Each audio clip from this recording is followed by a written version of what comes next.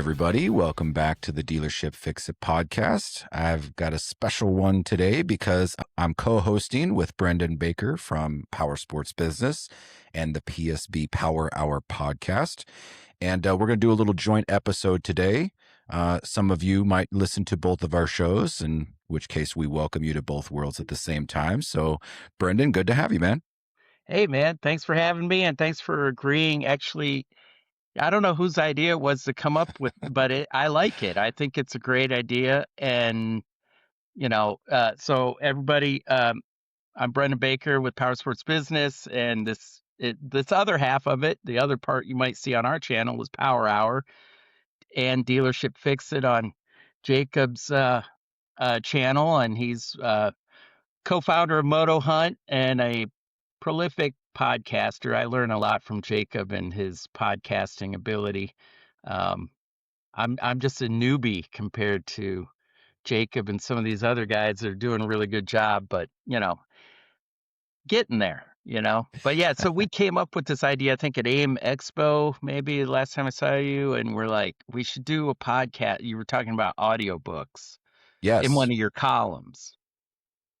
Yes. Yeah. I actually, I had heard this idea from somebody else on another podcast that I listened to, and he was just kind of going through his list of the books that he covered through last year. And I was like, you know what? I've been really on this kick, on this drive to better my personal understanding of life and business and all these things. And so I'm like, you know what, man, I've read a whole bunch of books this year or in 2025. Let me throw up my good ones here. And you were very complimentary at AIM Expo. You were like, hey man, I really enjoyed that. And Yeah. that's what we're going to talk about here. Is some of the ones that really resonated with me and some of the Yeah. ones that resonated with you as well, right? Because you're an avid book reader. Yes, I do read books, more like real old-fashioned books, not the digital books or the audio. I'm trying to do some audiobooks and I've done some podcasts. I'm getting more on so like on the airplane, we were just on a long trip to Europe just last month and you got all this stuff there, but you can listen to like podcasts and audio stuff. So yeah, I just start listening to some of those, and you can, doze off a little bit with that in your ear, and it's like makes the time go by really quick. Absolutely. Yeah. What we were kind of bantering here before we came on and we were talking about the difference between reading versus the audio listening Yeah. for a lot of these same books. And one of the things I mentioned in the podcast that I put up is that my issue is a little bit to do with time, but it also has to do with my attention span.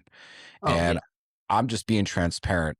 Reading has been semi tough for me, right? I can obviously read and I have a little bit of the command of the language here, but every time I open a new book or even a book that I've read before, I have trouble getting to the next page. I kind of doze off. My mind goes over here and it's like, okay, refocus. And I have to tell myself that. But I'm also very busy, right? So Yeah. I'm running around. I'm a father. I run around with kids. I got a business to operate.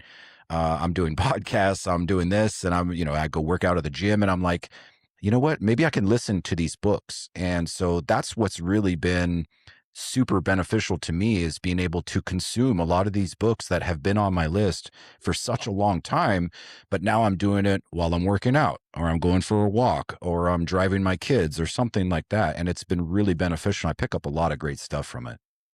I mean, I think that any way you can get that information, and especially there's a lot of classic books you can get online, like at your local library as audiobooks. I'm Yeah. just checking out this site called Libby. I don't know if you've ever used that, but it basically links with your local library and you can check out audiobooks and ebooks that way, Yep. which is kind of cool.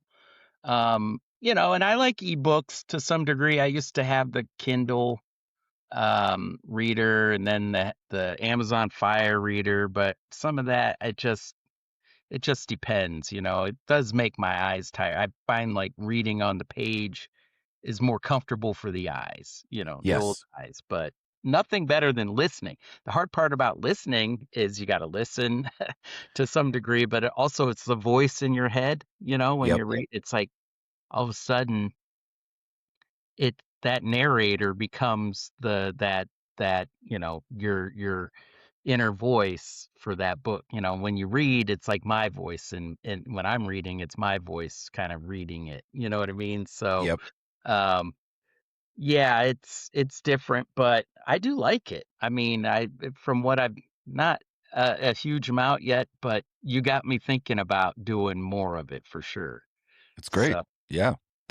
If you can at any time pick up anything that you didn't know, it's always a positive, right? You always learn something from it.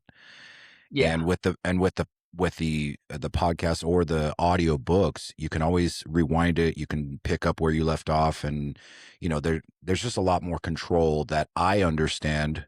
At my age, that I can go, okay, this is something that I need to get through, but it's only during these times that I can do it. Yeah. yeah. So And let's I found, one of the problems I had and I would do Kindle books and stuff on my phone, like, mainly when I was traveling. Okay, if I'm on an airplane, I love to read on the airplane, Yep. you know? But then I find I'm not on the airplane, I'm not reading as much, you Yeah. know?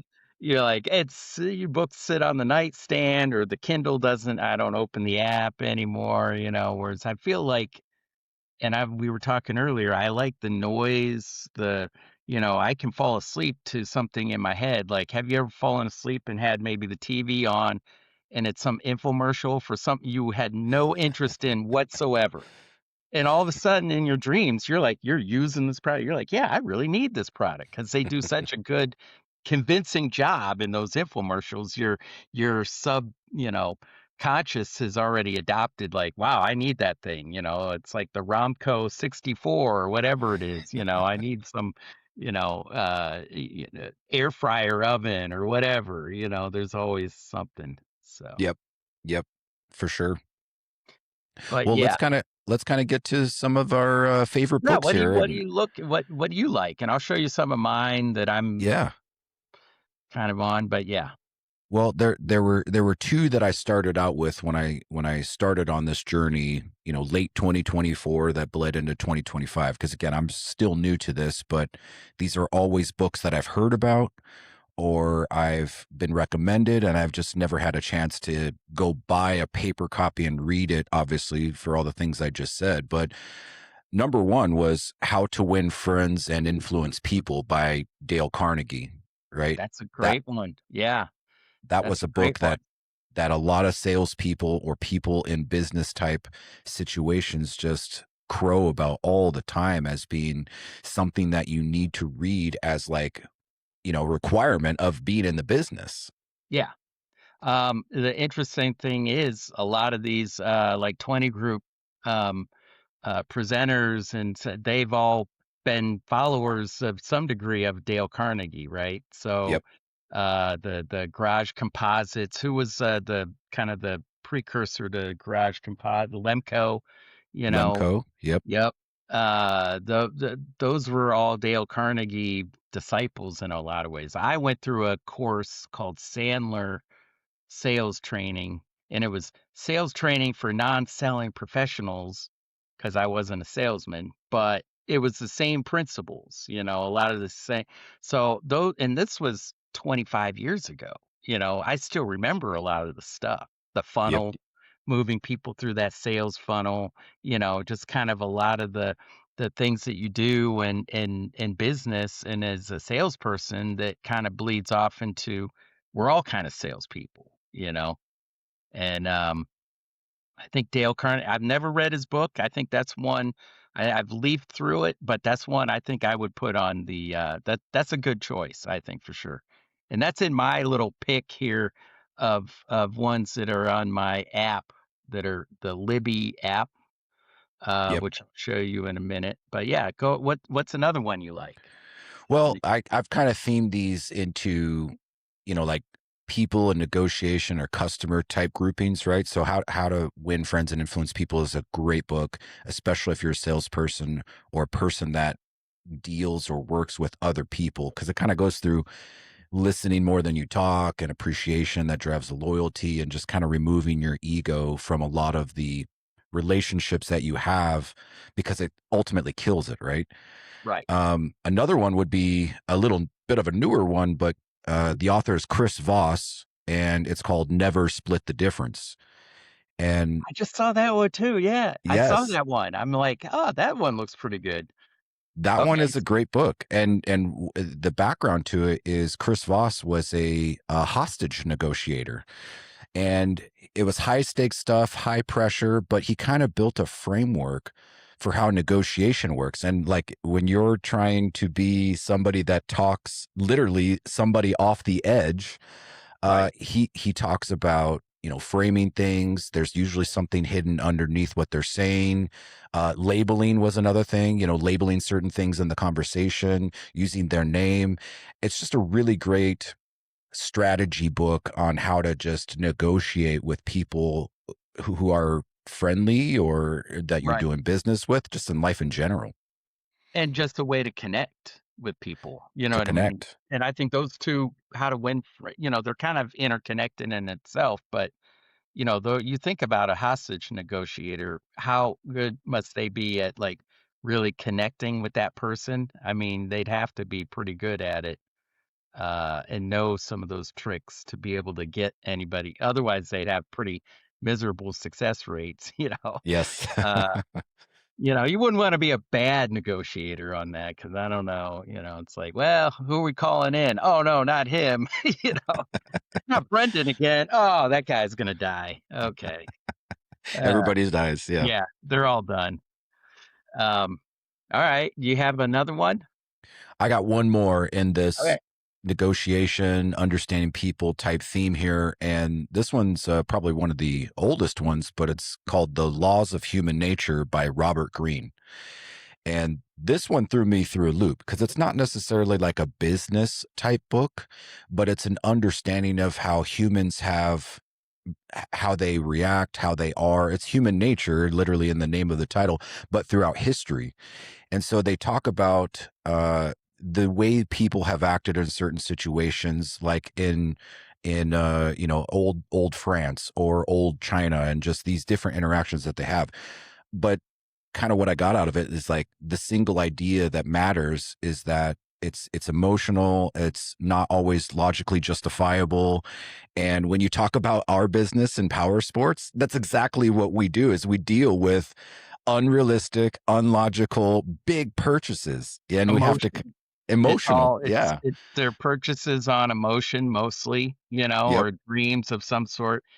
Yeah, if there were logic involved, we'd all be bankrupt, We'd be out of business. Yeah. I mean, it's not just somebody buying a vehicle from one of our dealerships. It's they're buying a version of themselves that they want to be. Right. Right. Right, and what they've seen, it's like, if they've seen, movies, them riding a bike in the movies and they wanna reenact that, or they've read it in the books and just seen it on, so yeah, they just picture themselves in that situation on that bike.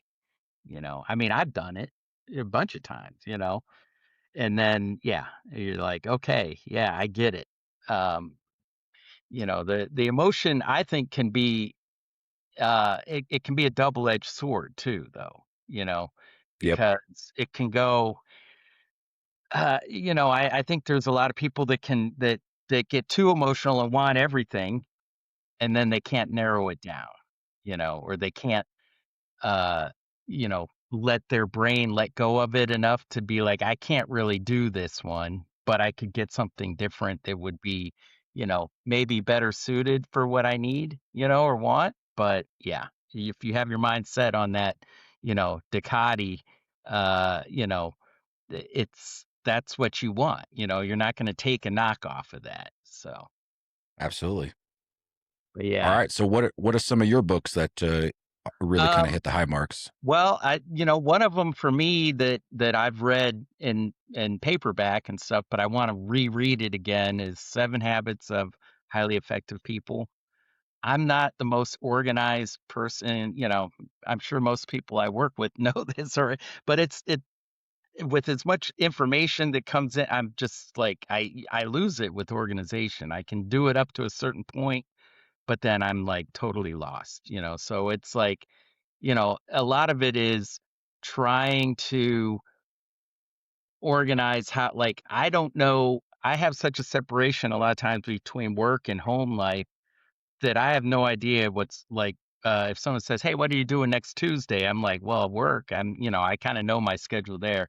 Oh, I'm free then, but then my wife will be like, "No, we're going to a concert Tuesday night, you dummy." I'm like, "Well, Yep. I didn't know that. That's not even on my, I don't have that part of my brain and my schedule, you know, converged enough to be like, "Oh yeah, I do have that," unless she reminds me right then, or the week before, whatever. But so I think that's a Stephen Covey book.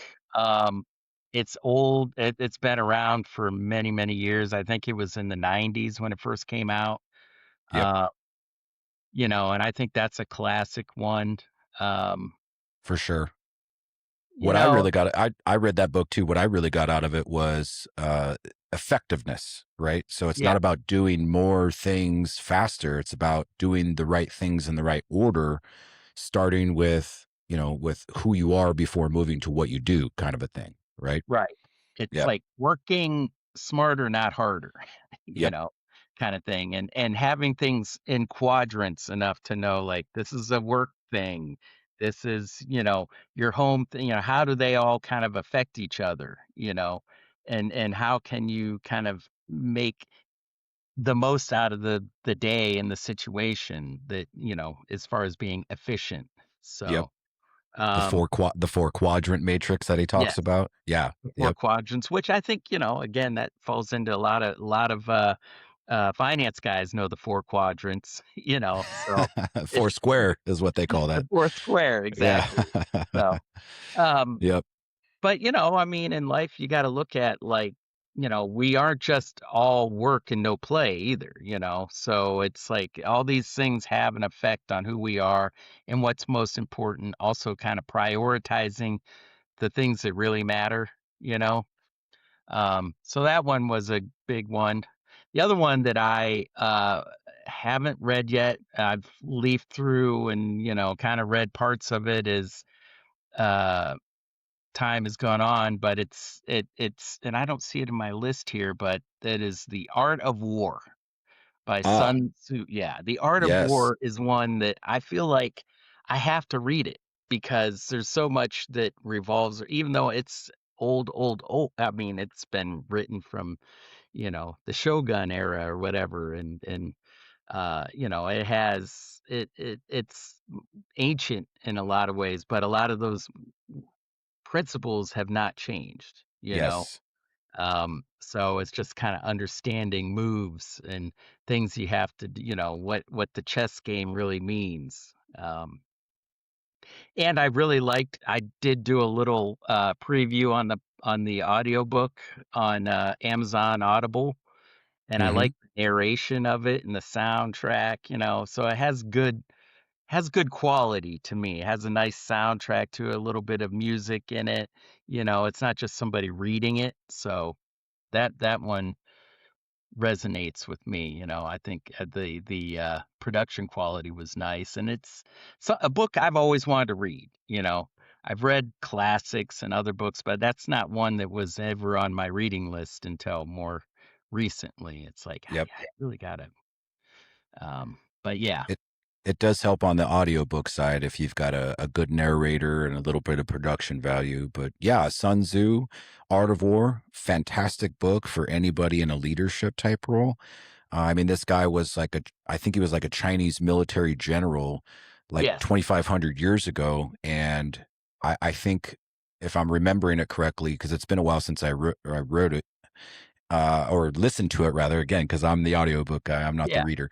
But victory goes to whoever understands the terrain, knows themselves, know the opponent that they're facing, and what moves to make at the right moment.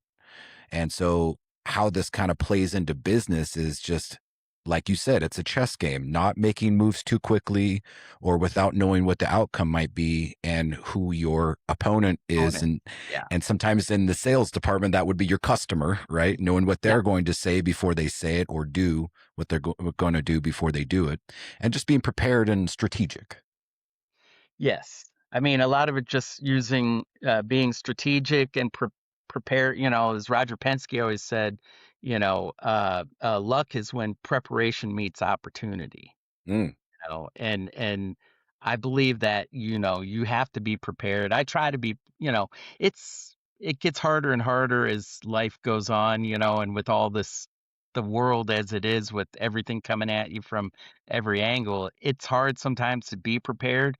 But if you can just take a minute, like even for this podcast, I wouldn't say I was the most prepared for it, but I'm like, I'm gonna put something together. I'm gonna start thinking about this, 'cause I don't want to be the dummy on here, not that, you're dumb, where I've got to at least have something to talk about, you know, um, and be prepared. So, that's goes into just like with your customers, Yep. you want to be prepared if you know they're coming in, or to know certain types of, maybe, qualifying questions, so that you can kind of understand what kind of customer and where they're going to fit in, to the kind of vehicle that they want. If they're interested in something, maybe finding out a little bit about what they financially can afford or need, and what their uses are for it. So you're always, as you say, listening. I think active listening is probably a key, not something I'm great at, but, try to be. Um, We can always work on it.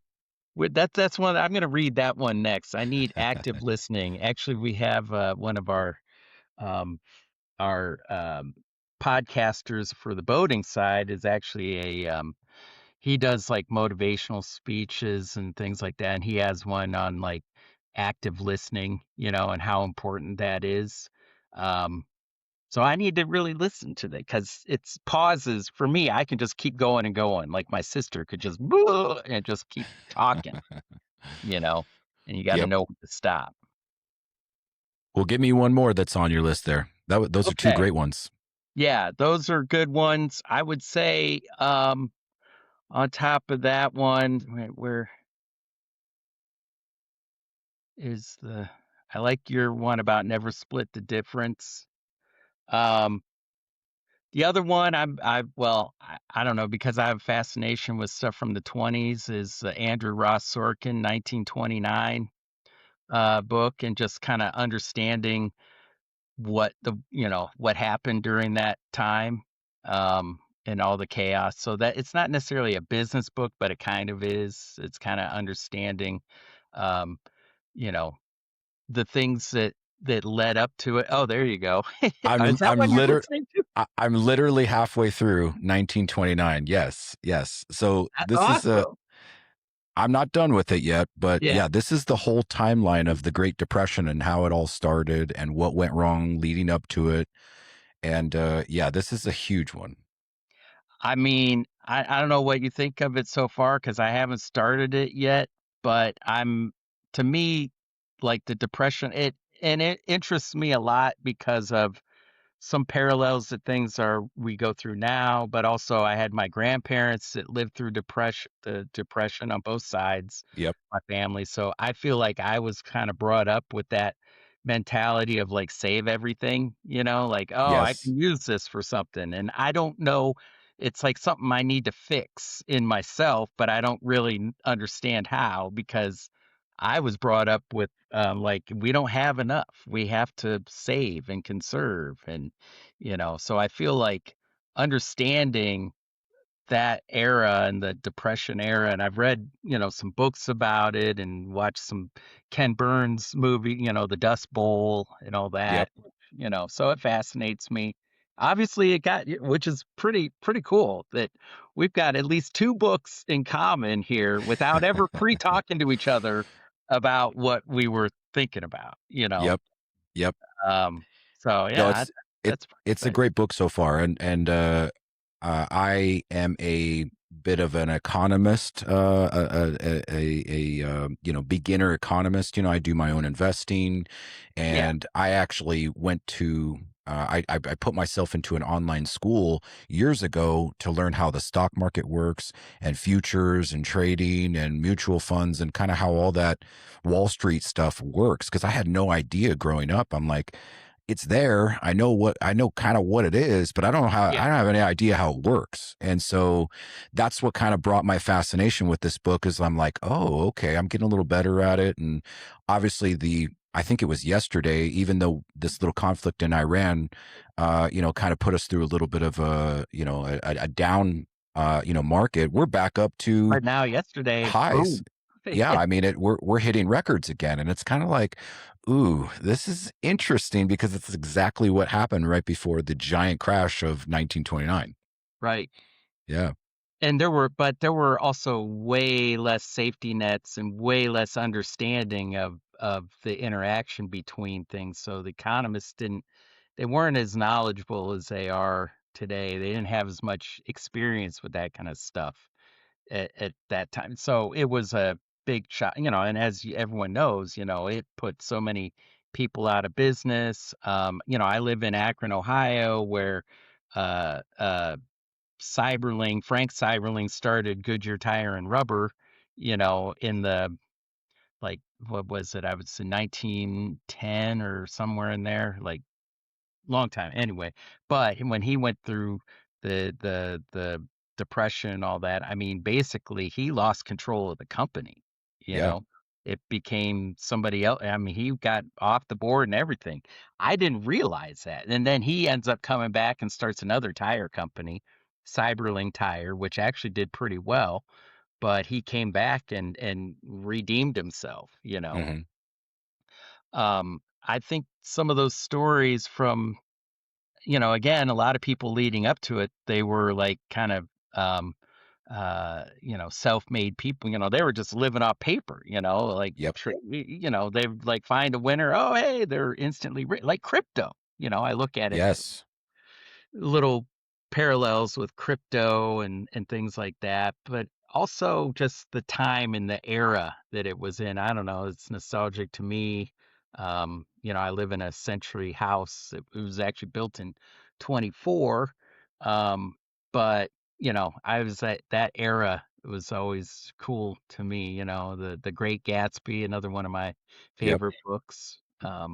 So yeah, I mean, I'm excited that you were reading it and that's one. So now I'm definitely downloading that to check out. So It's a good one. It's a good one. Yeah, especially if you like the economic stuff and I maybe do. even a little bit of the political stuff that was going on at the time. Yeah, Just trying to understand it, because I worked my previous job, I worked for a publishing company that put out a tire magazine, and the founder of that company, like, I mean, he founded the magazine in like it was 1920 when he started. So he'd been, there are pictures of the founder on the presidential lawn with like Herbert Hoover and stuff yep, like that. So I'm always like thinking like, what would have that have been like to be back then making these, and this guy from Akron, is, of course, there were a lot of, Akron was a big thing back in those days, and that was in the heyday of the rubber, when mobility was becoming something else. Motorcycles were already big, and motorcycles were popular because they could get through those bad roads, right? yep, It was easier, but cars, they had a hard time, you know. Um, but then the rubber tires, the pneumatic tires and all that changed everything. yeah. So, um, yeah, interesting choices there for sure. Yeah. Well, And let's get into a few more here while we got the okay, time. I want to get into a little bit of the marketing layer just because yeah, that's a huge part of what I do as part of my business and growing a company through marketing. And the first guy that I'll bring up is Dan Kennedy. But if anybody knows me, I'm also a big fan of a guy named Alex Hormozi. But I bring up Kennedy first because he's the OG when it comes to marketing and using it to your advantage as a business to attract customers. And yeah, Hormozi studied these guys and then kind of updated a lot of his frameworks to the digital age, which I love. That's what we're doing now, right? We're digitally recording this podcast and going to put it out there on social media, right? So right. it's all digital Gonna live out there in the digital land of, forever. ones and zeros, binary Yeah. code. Yeah. Yep. ever. So the Dan Kennedy's come out with a lot of books, but his core book is called Magnetic Marketing, and it's the most famous of all of the work that he's done. And the core idea is that, again, marketing should attract and not chase. He talks about himself being a direct response guy through and through, and what that means in practice technically is that you stop doing these generic ads that look like everybody else, and you start crafting messages aimed at specific types of customers with a specific reason to respond now. And I always say it in a lot of my work that I put out there, but this line is from him. He says, one is the loneliest number. And that means you're only doing things one way, or you've only tried it one way, or it's only worked for you one way. He's talking about relying on only one way of doing things, one channel, one ad format. And if you spread that across multiple, you'll not only, find the kind of customers that you're looking for, but if you can put the messages out there per platform, it really comes back to you tenfold. Yeah. Yeah.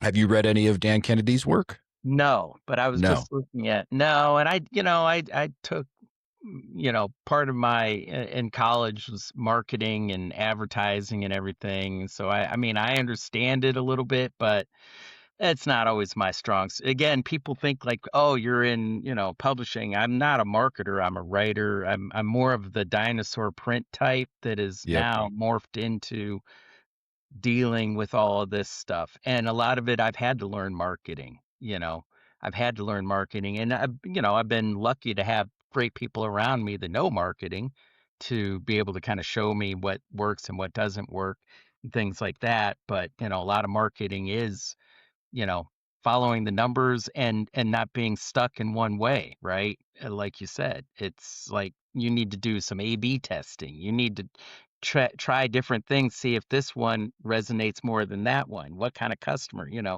understanding your demographic, who you're trying to reach and how you're trying to reach them. And you may reach them in a lot of different ways, like what we do with our magazine. It goes out in a lot of different ways. You may see this in a podcast and like, well, what does that have to do with the magazine? Not really. It does, but it doesn't. It might end up in print though. You Yep. know, a lot of our conversations, a lot of my podcasts end up as print stories. Yes. And vice So, versa. yeah, exactly. Yep. So, and then a long time ago, I kind of saw that like people, how do you do all the podcasting? I'm like, it's really just part of what I've always done. I just now do it on camera, you Yep. know, and with a tape recorder on. And, I always had the tapes. Like I had the old fashioned little mini cassettes. I got a bunch of them still with old interviews, and some of them were really fascinating, that I kept just because I'm like, yeah, I mean, it could be something someday, or I just want to have it. Yeah. Uh, I'm but they sure a never. lot of them still hold up too. Oh yeah, they probably yeah, a lot of Yeah. them do. And a lot of stuff is cyclical. You know what I Yep. mean? Like maybe it's wasn't, it was not as in vogue now. It is now it's trending more. Yes. Um, but yeah, it's always interesting to look at all the different you just have to reach the customer where they are, you know. Yes. And that's kind of the hard. Now it's not all just Facebook, right? It's not all social media. Now there's a billion different social channels. Yep. You know, I don't know what Yep. works for you, what you use, but All of them, and oh, all of them have their own purpose, as far as I understand it, right? And how I yeah, use them. I use them as tools and a springboard that I can kind of broadcast some of my messaging out there as a subject matter expert in this thing or that thing. yeah, But it's just being helpful is kind of how I approach a lot of these things. It's like, hey, here's something that might help you, and then I turn it off, right? I'm not there to really go back and forth with people like some commenters on certain posts. I oh will if yeah, there's a question, but it's like, hey, here's something that I thought was cool. Maybe it's useful to you. Here you go. Right. yeah.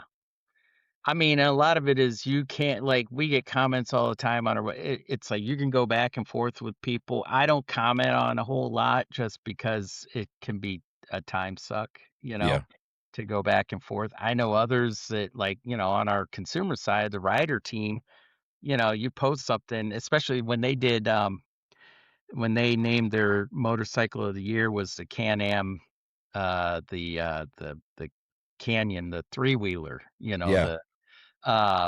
that got a lot of comments online, and they were quick to like, to state like, hey, this is what, we use this in the spirit of what a motorcycle is defined by law, that it has a saddle and handlebars, you know what I mean? So they Yep. kind of kept going back and forth as people were, so it's a little bit of reputation management there, Yep. which I'm sure, we all have to know about, so when I see something that's like, I got to defend our reputation a little bit or do a little reputation, then I jump in, um, and then, of course, there's always the moderating stuff that people write that, I'm like, we're not that kind of channel. You know, there's Yep. freedom of speech, but don't be an idiot. You know what I mean? Yeah. So, yeah. But yeah. Well, here's a couple more for you, and I'll kind of group these into three. But Okay. Alex Hormozi, I talked about him a little bit, and he actually wrote three books in the last couple years. I read all three last year in 2025. They're all called $100 million something, $100 million leads, $100 million offers, and then $100 million money models. And what's cool about the way that he wrote all three of these books, if you read them in order, they all lead to the next one on how businesses should be handling marketing and generating interest and getting leads, which if you ask any dealer out there right now, what's the one thing they always need more of? I need leads for my sales. Right. So in the digital generation, he's kind of the new guru, right? He's the Dan Kennedy of the now. And yeah, I mean, it's just about, it talks about distribution beats creativity in a lot of cases. The $100 million offers talks about refining what your offer is. And I like this one probably the best out of all three because I see it at almost every dealer that I work with where the offer is kind of weak, right? Um, the offer, when you run an ad, it needs to Yeah. be specific. I mean, he talks about making the price feel relevant because of the value stack and what you get as a consumer of my product or service. And in the dealership, that kind of means, you're not just discounting the bike, you're engineering a deal specific to them and their needs. And a lot of our customers, they add on gear, they add on parts and accessories installed, trade assists, Yeah. accessory credits, service bundles, financing approvals. And so it's not just this one thing like, oh, I'll take $1,000 off that bike and hopefully it sells. No, it's like you need to engineer all these other moving pieces around the purchase of the total thing. Right. Yep. And, yeah, and then you've got a very limited time in which to do that because, a month later, that thing, it's starting to get aged. And then you're like, uh-oh, the clock is ticking. You know what I mean? You got to That's get, it. so then you have to re-engineer to, put urgency in. I think a lot of these are, you have to have some urgency, but and there's a fine line too between, I see a lot of dealers on their Facebook pages, like some of them are really good at putting out the offer, others want to just do more, what I call kind of lifestyle branding, you know what I mean? Yes. Which that does help to, people want to see and envision themselves riding something in a cool area, have a cool video to post up there that kind of gets people thinking like, oh man, look how cool that, you know, that thing is. So, um, I think those are important too, but really strategizing your offer, like you said, I think is a key thing, but and not shortchanging what a dealership can do. You Absolutely. um, which, yeah, I mean, if you're, which is hard, I think, in certain, platforms. Like to me, I'm kind of a Facebook Marketplace junkie, but Yep. I'm more of a lurker. I go in there and like, oh, look at that thing. Yeah. But yeah. So yeah. Do you have any other books that you're in? I'm trying to see here. Yeah. I had one I on could my talk other. about a couple more. Okay, if you got a minute. Yeah, let's talk about some operator books. So for the bosses out there and for the inventory managers or the sales managers, the operator mindset. One of my favorite ones is called Velocity 2.0 by Dale Pollak. And this one is a specific to dealership context. And Dale Pollak was the creator of a tool in the auto space called V Auto, which is very similar to what I'm building with Moto Hunt. But Gotcha. obviously, Yeah. they're auto dealers for inventory management, and he really kind of grinds into the core of the inventory turn, and that beats the margin holding. And I see that a lot with our business now is when I talk to sales managers and I'm like, why are you still holding on to this 300-day-old unit that you got last season and are still trying to wait for Oh, the $2,000 or $3,000 deal? Oh, because it'll sell. I know it will. We're just waiting we're on the right buyer, you know?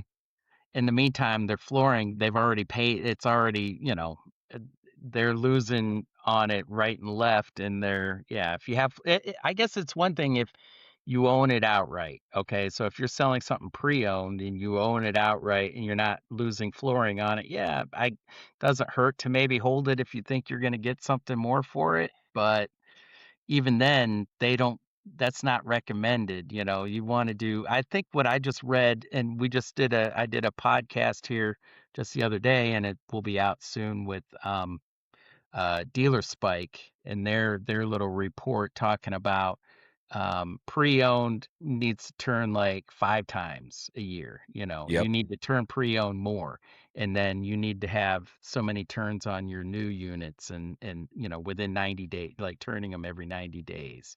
So, when you keep that in mind, it is the turns more than just holding on to get the top dollar, right? Yeah. It's a Um, lot of ego involved in holding on to something, thinking that you'll sell it just because you like it.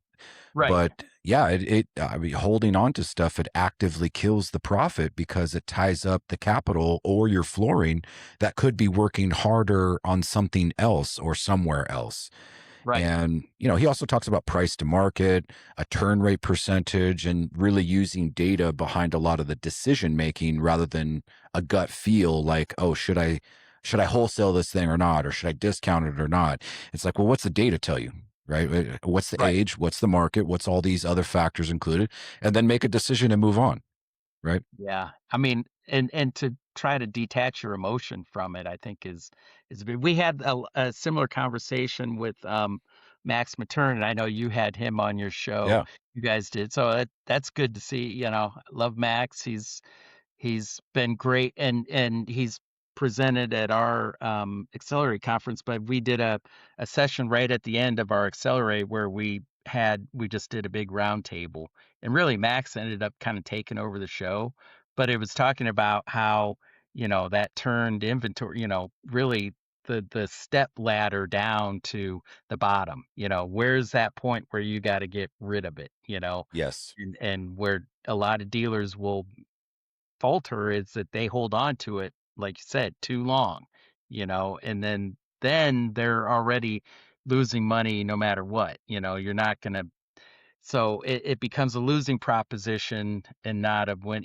and then you've tied up so much time with it anyway that you know, you're better off moving it quickly and knowing that age ladder, I guess. 100%. Yeah, I've sat through a lot of his materials and consumed a lot of the media that he's put out there. And yeah, he talks about a decay. He talks about a flooring, percentage that just kind of crosses. And it's like, okay, there's the inflection point that we need to do something with this singular piece of inventory that we've had for way too long. Yeah. Yeah. Yeah. This is kind of opening up a new thing for me in that, I know I wouldn't have time to read these, like to sit out, or I wouldn't read them. And that's the sad truth is if I got the book, I would get through a few pages of it. Like you said, I have a little ADHD, and it's like, yeah, I'll get distracted. My phone will beep or something. And then you're like, oh yeah, what was I doing again? Oh, Exactly. it's gotta suck you in the very beginning. Once I get sucked into it and I'm into it, like, I can get through the first few chapters, usually pretty good. But it's like that first few chapters, Yeah. that it's the make or break time. Yeah. Whereas I think in an audiobook, you're not expending that, you can just kind of let it wash over you a little bit, you know. Yep. Well, Uh let's talk about time. I'll give you one more while you're looking okay. up your list there. Yeah, yeah. But this one really resonates with me, especially now. It's called "Buy Back Your Time" by Dan Martell, and it's just like the title says. Time is your most expensive asset for a lot of these operators, and the mistake most of them make is that they're buying more growth before they buy back their time. They add more staff, they add more inventory, they add more locations, but it still kind of bottlenecks everything to where they're busier than ever. And Martell talks about delegating outcomes instead of tasks. You don't tell someone exactly how to do something. You tell them what success looks like, and you hold them to that outcome.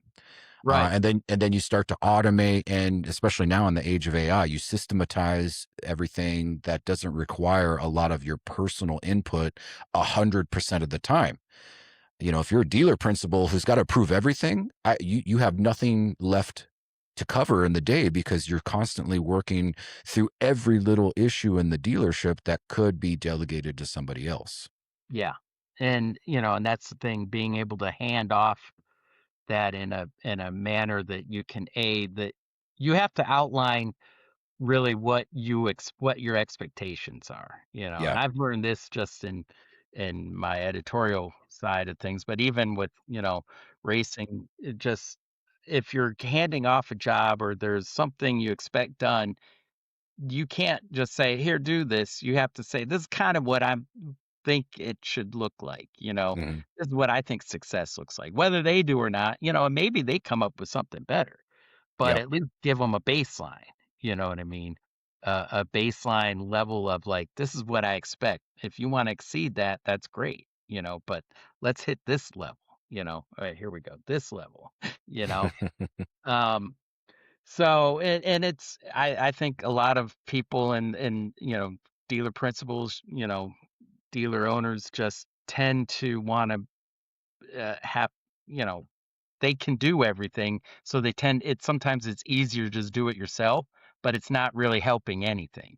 You're No. not helping or empowering anybody, at that point, and then you're just making more work for yourself, ultimately. I struggle with this now. Moto Hunt is growing. It's been growing really, really, fast, and we're Yeah, scaling, and we've got all these new things that we got to show people and current clients to take care of. And I mean, we're just adding on so many dealers, but it's like I am doing more now than ever because my plate is bigger, but yet I can only eat so much at one time. And so, yeah, the hardest part for any business owner, operator, manager is exactly that. It's taking a step back and saying, okay, this person who I've spent some time with training, showing them what I want to happen and how it should work, I've got to not get involved and let them do it. And if they fail, the first time, the second time, okay, here's how it went wrong. Here's what we need to do next time. All good leaders know this concept, but the hardest part is just letting go. yeah, the letting go part is for sure the hardest part. Now some people can do it a little easier than others, but I think letting go of something, especially that's something that you really took ownership of, that you have a specific way of doing, and there's a few key things that I do that it's hard for me to, like, this is how I do it, but there's other ways to do it. You know what I Yep. mean? So, yeah, I think the hard part is stepping back and going, like, guess what? The world is not going to end if I'm not doing this. If I handed it off, it can be okay. And it's actually sometimes a good thing to see somebody else doing it and to let them, maybe empower them to succeed at it. You know what I Yeah. mean? Than to, and I think you get more out of it seeing them do it and do a good job at it than you having to take on one more thing, you know? There's a lot of satisfaction in that for sure. And, spinning, I think the goal, if there's an ebook, maybe we write an ebook, it's like, spinning less plates, you need to, we're all spinning plates. And it goes back to that Stephen Covey thing, 7 habits of highly effective people. It's like, how do you manage spinning a lot of plates? And in this day and age, I don't know if we were built to like hunt and gather, not necessarily to multitask. you Yes, know. So it's a foreign thing. It's it just is. not a natural thing. Maybe, I think I've gotten better at it over the years, but multitasking, I'm like I said, a little ADHD, so it's easier for me to go like, all right, that's enough of that one. I'm on to this one now, and then I'll come back to this one later, so it doesn't make a rhyme or reason sometimes, but it gets done. It's just not effective, you Right. know. It's so inefficient sometimes in how and it's like I would like to have things to be more efficient and more, collaborative and but it doesn't always work that way either. But that's okay. I have to let myself off the hook and say that I'm going to keep working on it, you know? Yeah. It's a work in progress all the time.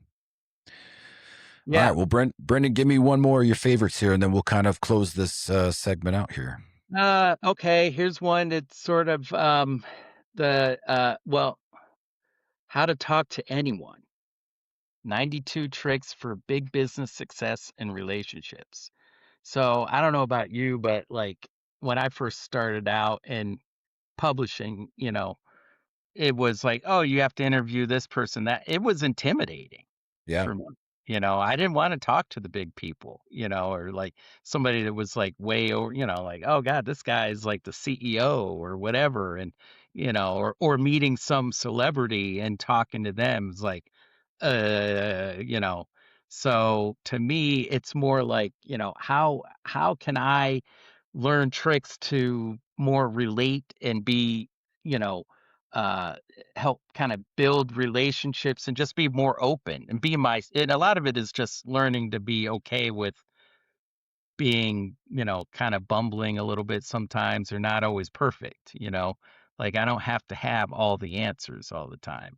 As a matter of fact, sometimes just having questions and like what I do, it's just having more questions sometimes than answers. you know Yes, absolutely. Yes, I've read this one too, so we're on the same page. are you kidding me? 92 little tricks for big success. Yes. Okay. Londes? Lyle Londas, I guess. Lyle Londes. Yes. Yeah. Okay. Yeah. So if I'm remembering correctly, what I got out of this is that a lot of it is body language too, on how you're talking to these people. Yeah. Smiling, open arms, kind of sales 101 stuff that they might, teach you in a, in a beginner class of how to sell to people, making them feel heard, making them feel like they're the only person that you're listening to, Oh, using their name in a lot of what you're talking about. that's a key one. Networking is in a room full of people, and how you kind of interact with that one person in a room full of a whole bunch of people. Yeah. So yeah, Not it's a being great book. psycho about it, like, you can't go in, and be like, "I'm laser focused, and I'm just looking at you," you know what I mean? Like, it has to, within reason of being attentive to somebody listening to what they're saying and being really interactive with what it's like their aura. They're getting into the hippie talk here, we're seeing their aura. We're kind of like I'm feeling your wave, it's just like you and I right now. I think we have a good, you're like all these books that I've mentioned you've already read, Yeah. for the most part. So I'm I think that's a pretty cool because we did not rehearse this at all. You didn't show me your list, I didn't show you We did mine, not. No. and yeah. So, yeah, I mean, that's I think this is a pretty good list, It's a really. very good list. I have just a couple quick fire Okay, ones too. So alright, if and I kind of labeled them this way because I prepared to and just making sure that I get these out here. But if you're talking about my sales are down and I don't know why, I'm trying to relate this to the dealership audience yeah, member that might be hearing this episode. absolutely. 12 rules for life. That's a great one. Jordan B. Peterson. If you've got one that is needing to follow kind of like my team doesn't know the process, extreme ownership is another good one. Um, if That one looked you're good, I was looking at that one as well, yeah, but Yeah. Jocko Willink, the old SEAL. Yeah, he's a Navy SEAL. They own it or they don't. Is basically what that is. Um, One more here, CEO excellence. This is about culture and how you lead from the front as a manager or a boss. And Oh then yeah. uh, and That's then all true. the other ones I talked about too. I mean, they all kind of fit within this business model type discussion that we're having about being a better business person in our industry. Yeah. I mean, I think the bottom line is too, like, not all of, you know, everyone could have a different thing they want to work on, but I think it's a matter of like there's all these books out here that they're not necessarily self-help, but some of them are. I look at the one Emotional Intelligence 2.0, Hmm. emotional intelligence. Some of these things kind of cross into like a little bit of self-help, but also a little bit you have to be and I've read other business book like Joe Gibbs, did a on coaching, and he runs a racing team, and like how his faith kind of helped lead him through all these big decisions, and kind of guides their principles and how they interact with things, but there's I think everyone kind of finds their own level. You start at a book you think looks interesting, and whether you read it on digital, this is what I want to get across more than anything. Whether you don't have to read the print version.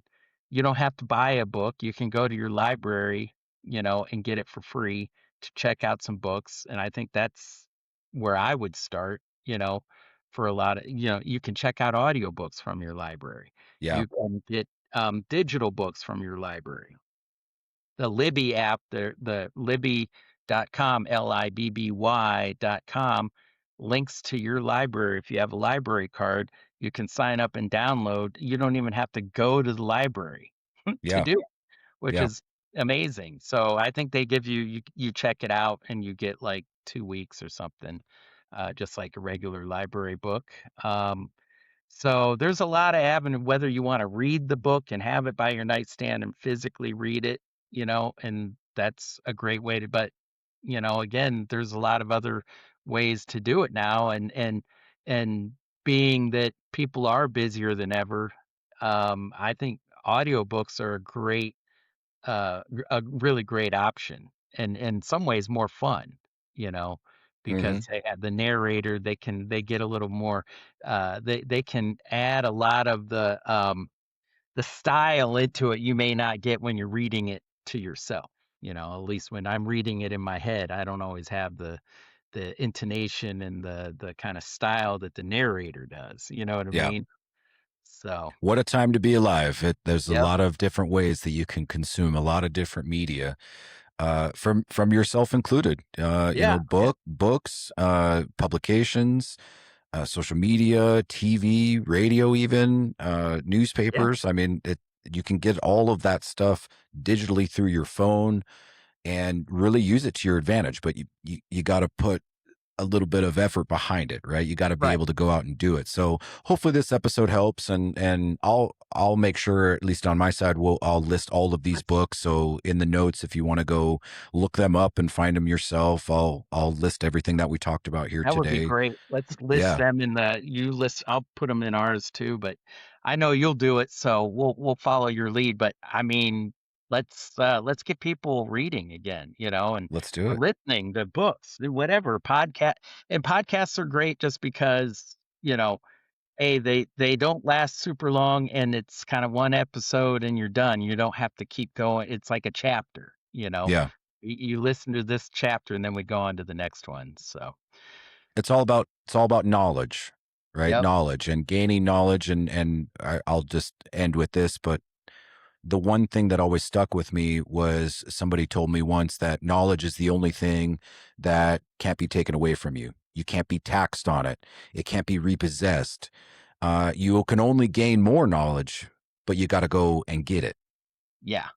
I mean, absolutely. And I mean, I could go on about that, but I will say, like, Thomas Jefferson had a huge library collection of books, and that knowledge back in those days and the revolutionary all the way through, books were success. That led to success. That's how you Yep. became successful. And I think in some ways we've lost a hold of that, because we consume so much media, and a lot of times it consumes us. You know what I mean? We need to get back to consuming and letting the knowledge build in us.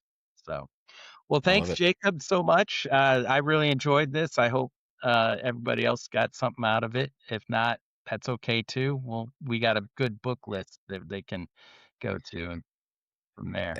And we'll put together a book club pretty soon before we We know it, and should. we'll We'll have share the notes. Moto Book Club. Moto Book Club. The Love Moto it. Book Club. So, I'm all for it.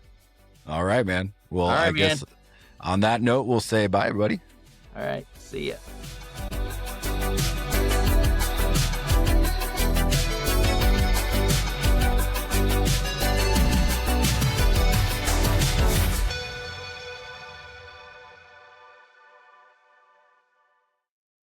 Still guessing what to pay on a used bike? Still holding aged units that just won't move? It's time for a real system. Moto Hunt's ultimate used inventory playbook shows how the best dealers are finding better inventory, pricing trades right, and turning used bikes faster with fewer mistakes and more margin. It's short, real, and free to download right now. Visit dealers.motohunt.com to grab your copy or check for the link in the notes.